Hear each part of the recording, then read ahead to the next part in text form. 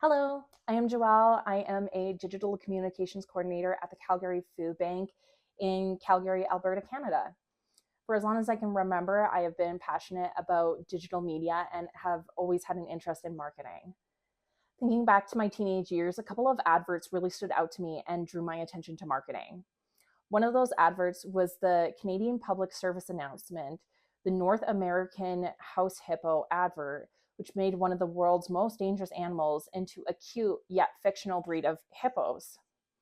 Another commercial that really stood out to me was the Cadbury's eyebrows ad, as I wondered why a chocolate company would do a commercial focusing on crazy dancing eyebrows. While these adverts did make me curious about marketing, I really fell in love with marketing when Coca Cola launched the Share a Coke campaign in 2011.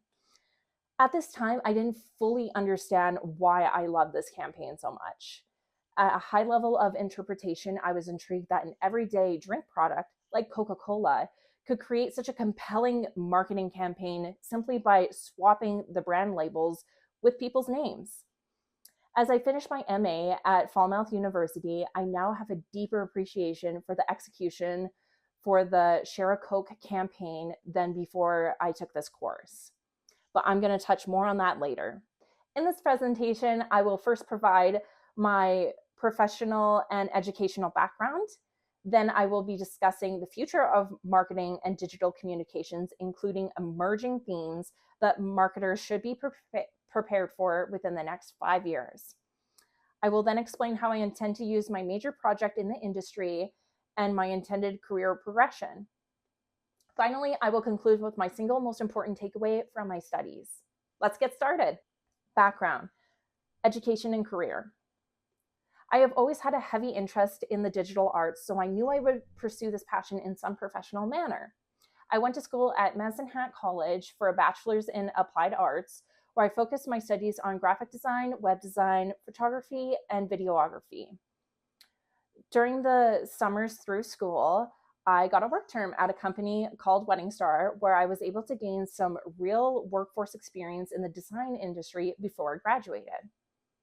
After completing my degree, I moved to Calgary, where I became the sole graphic designer at a casino. One day, I was taking a break and wandering around the casino floor where I ran into a lady who was one of our regulars, and we started chatting.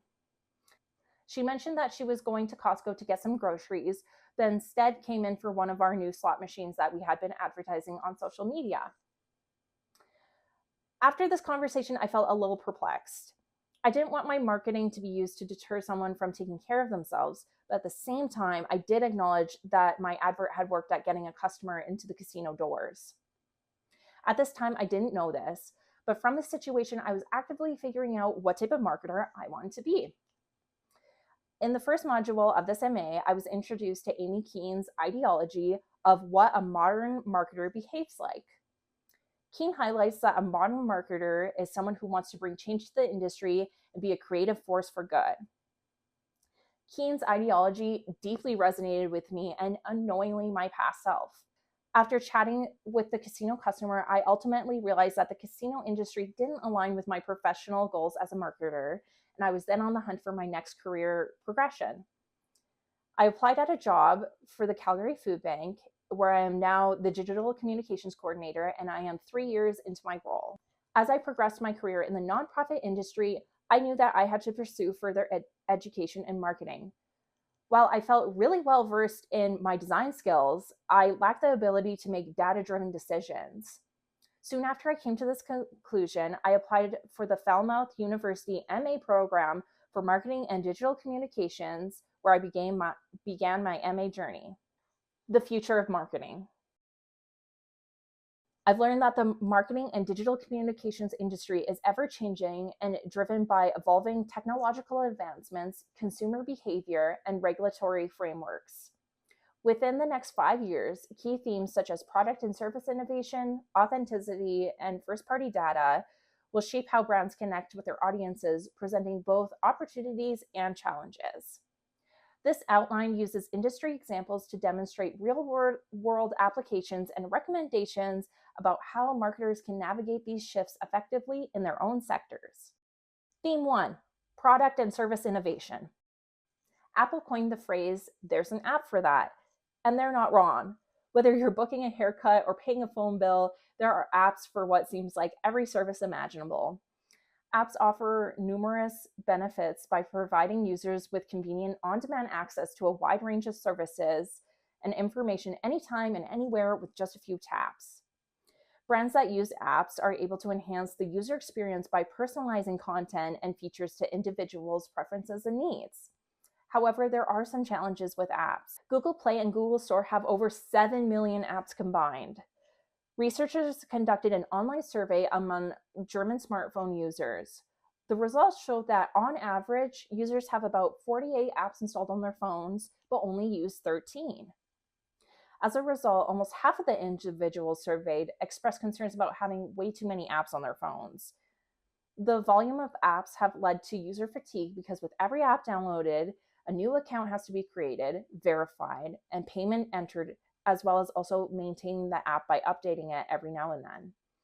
As a result, super apps have emerged as the next evolution of apps and will likely become a trend within the next 5 years. Super apps have a strong Asian origin and they are now reaching the North American market.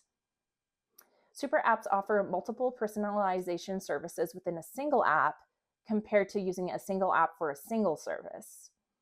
An example of a worldwide super app is Facebook, and that is because Facebook has multiple services in a single app, such as MetaPlay, Marketplace, dating, gaming, and podcasts.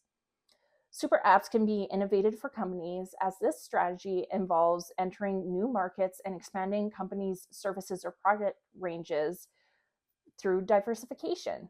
41% of respondents from the smartphone user survey mentioned earlier expressed a likelihood of adopting super apps if they did become available. From this response, product and service innovation is critical to enhancing or developing new products to meet customers' needs and expectations. With technology rapidly improving, digital communicators must evaluate their products and services to ensure customers aren't becoming fatigued. I've been able to apply the theme of product and service innovation at my job within the past few months as Calgary Food Bank donor demographics are changing with the pace of technology. According to a study published by Fraser Research, the number of Canadians who have donated to charities has steadily declined over the past decade, as only 17.7% filed taxes in 2021 reported contributions. With 1 in 5 Canadians using a charitable service to meet their essential needs in 2023, as reported in the Canada Helps 2024 Giving Report, the need for donations to meet the growing demand has never been greater. A challenge in the nonprofit industry is collecting donations in a progressively cashless world, as this has accelerated even further since the COVID-19 pandemic. Since 2019, cash transactions have dropped by 26%. To meet donors' expectations of services as a charity, I suggested that we introduce TipTaps. TipTaps are terminals that allow donors to make quick, low-dollar donations through contactless payments by tapping their smartphone, smartwatches, or contactless cards on the device. On average, TipTap has led to charities collecting 6 times more donations than QR codes and 4 times more donations than cash. Since implementing TipTaps in the summer of 2024, the Calgary Food Bank has collected over $12,000 by using these terminals at third-party events. As this payment option becomes more popular, I predict that the Calgary Food Bank will invest more in TipTap terminals in the upcoming years to complement traditional methods of giving, while also meeting donor giving expectations. While we may not be developing super apps at the Calgary Food Bank, we are pushing to work with the evolving industry standards to improve our relationship with our donor community.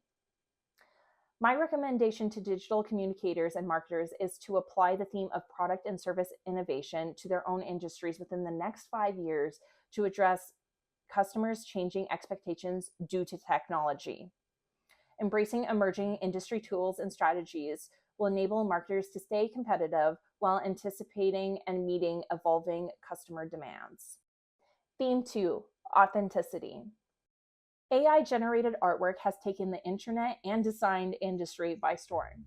With its rapid evolution, AI-generated services have been met with excitement, but also caution.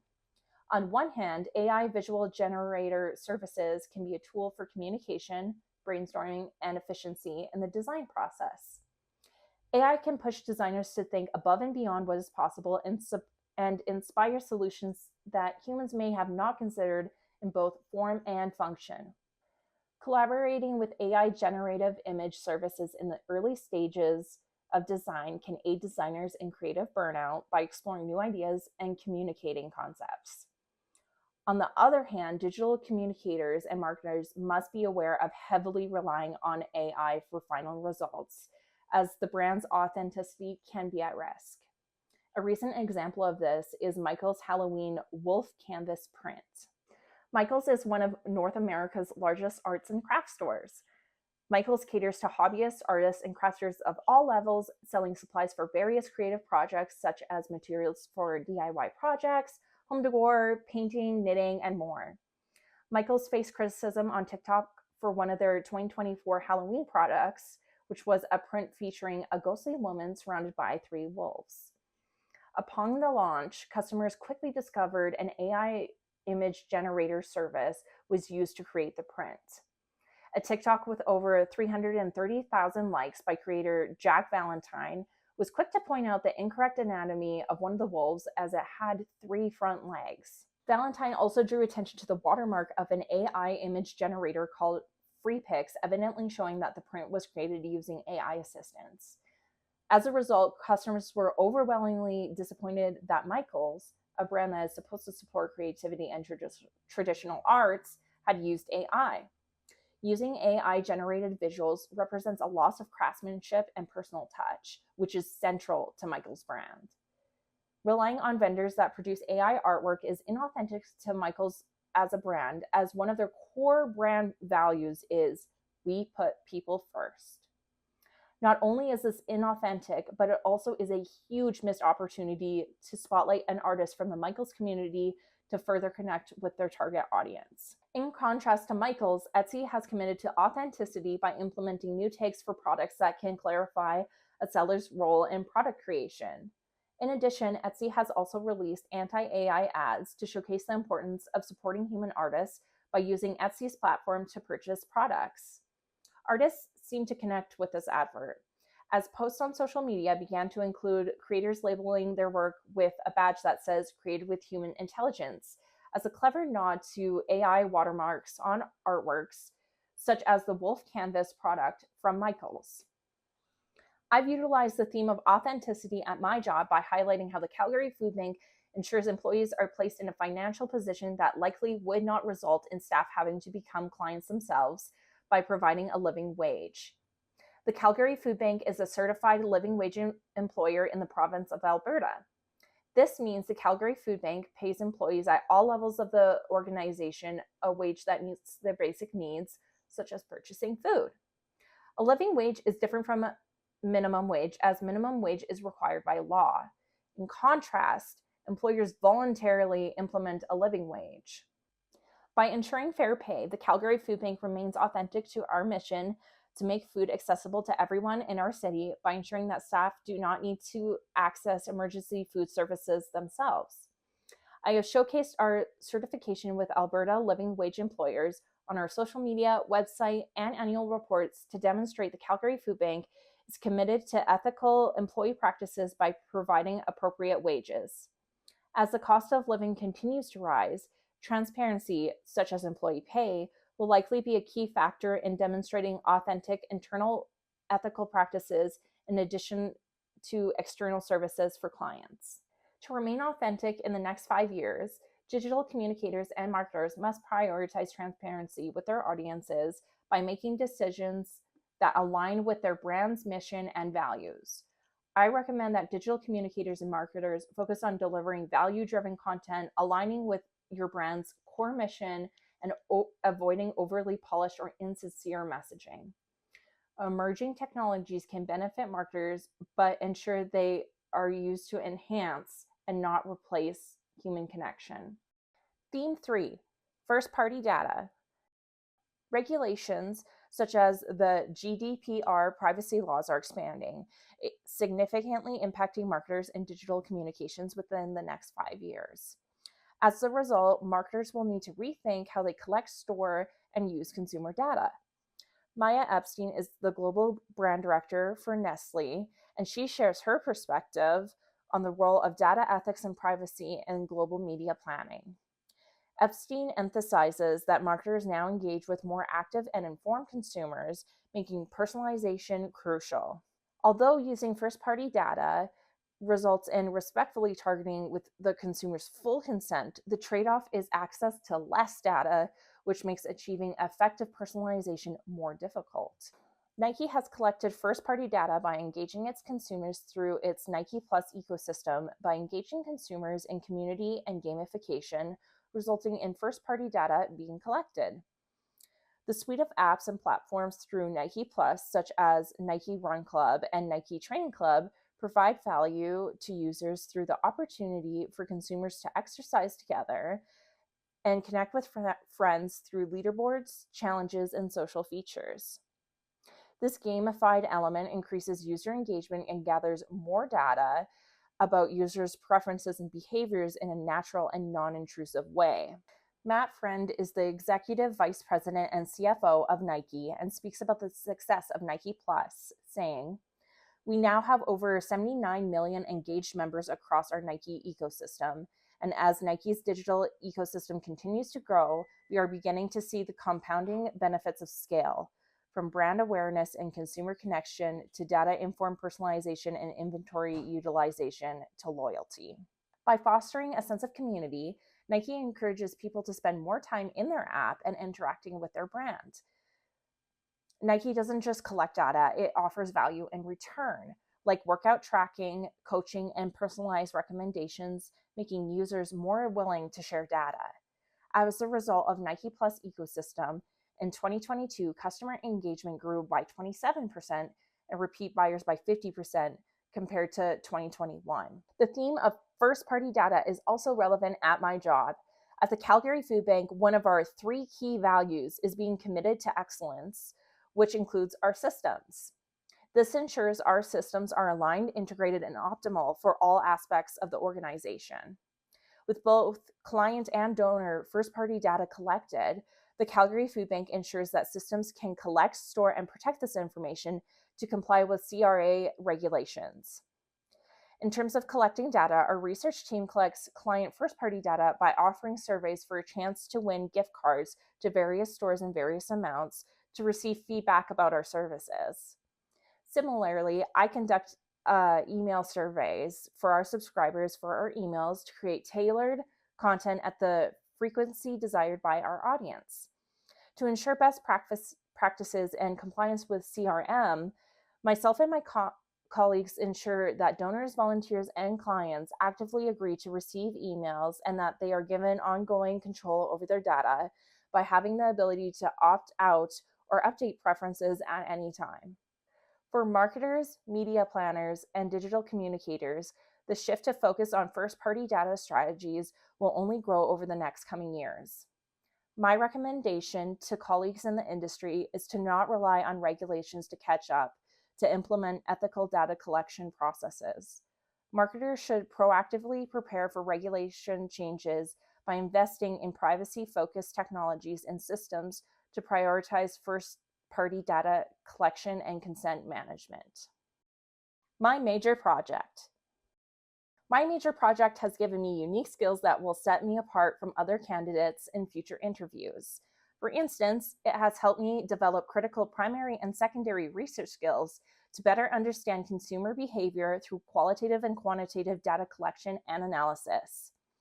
By conducting my own primary research in real-life scenarios, I gained firsthand insight and data, strengthening my expertise and ability to make data-driven decisions. The opportunity to demonstrate primary research was crucial to me, as before my marketing journey, I felt as though I severely lacked this skill set, which is also highly valued by employers. Moreover, my major project can serve as a portfolio piece, showcasing my ability to tackle complex problems independently in real-life scenarios. My major project has also greatly enhanced my versatility as a digital communicator. I've witnessed my fellow colleagues struggle to maintain the diversity expectations of employers. As someone in the nonprofit industry, I see marketing and digital communication becoming more demanding, requiring a broader set of skills rather than specialists. Charities typically don't have resources to invest in specialists, so they look for a problem solver who can take on tasks outside of their expertise. My college education allowed me to explore various digital communication skills, such as photography, videography, motion design, and graphic design, while my MA has provided marketing skills such as brand management, consumer behavior analysis, product and service innovation, and much, much more. With these two areas of versatility, I am confident in my ability to be the full package of a digital and marketing communicator for employers. Future career progression. Completing a marketing and digital communications MA has opened up many opportunities for my future career progression. My short-term goal is to gain more practical experience by continuing to apply what I have learned in my MA to my job at the Calgary Food Bank. I am still very early on in my career as a marketer and a digital communicator, and I want to demonstrate what I have learned throughout this course in the real world. While I have already started to do this through A/B testing of my Facebook ads and conducting a feedback survey for subscribers to our newsletters, I want to practice my knowledge on larger scales. My long-term goal is to work in the freelance market, as I've always had an entrepreneurial spirit. After graduating college with me, my husband embarked on his own freelance journey. He has had great success with his business as a website designer in the oil and gas industry, which I find very inspiring. My ultimate goal is to find a niche and serve clients with my graphic design and marketing skills. The marketing, digital communication, and design industry are ever changing, with new tools, trends, and platforms constantly emerging.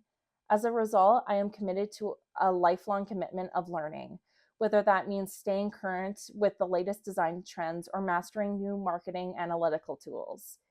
This adaptability will be crucial as I strive to deliver fresh, innovative solutions in my career. With my lifelong commitment to learning, I don't ever want to lose sight of that moment where I stood on the casino floor questioning what type of marketer I wanted to be. I now know that I want to use my creativity for good and dedicate my life career as a marketer to bring positive change to the industry, and I don't ever want that value to change. My most important takeaway. My single most crucial takeaway from this MA is research and the importance of understanding your audience. Conducting research on your audience is far more important than I initially thought before my MA journey. Coming from a graphic design background, I prioritize visuals over strategy because I was missing the analytical depth needed to connect effectively with my target audience. By understanding consumer preferences, behaviors, and pain points through research, I can develop campaigns that enhance engagement and ultimately drive better results. This newfound focus on data-driven insights has equipped me with the tools to combine creativity with analysis, strengthening my marketing decisions to not only be visually impactful, but also strategically sound. Conclusion. As I come to a close on completing my MA, I look back at the Share a Coke campaign, and I now have a different appreciation for it as a marketer. I can appreciate how much research was necessary to make this campaign successful. For the campaign, extensive research was conducted to identify each country's 150 most popular names. The data was collected from various sources such as public databases, social media profiles, and birth records. This research ensures that the chosen personalized names for the campaign would resonate with the masses. This was executed globally, meaning each region had to do this research. I particularly think a clever way the Share a Coke campaign combated excluding people whose names were not printed on the bottles was to use general phrases such as bestie or soulmate or other similar terms. What seemed like a simple idea on the surface took a lot of analytical data, planning, and global collaboration across departments to make it successful. As I conclude on my MA journey, I'm really eager to discover what will inspire my next endeavors, just as the Share a Coke campaign first sparked my passion for marketing. Thank you to all of my friends, family, colleagues, professors, everybody for supporting me throughout this journey. your encouragement and belief in me has made all the difference. Thank you so much.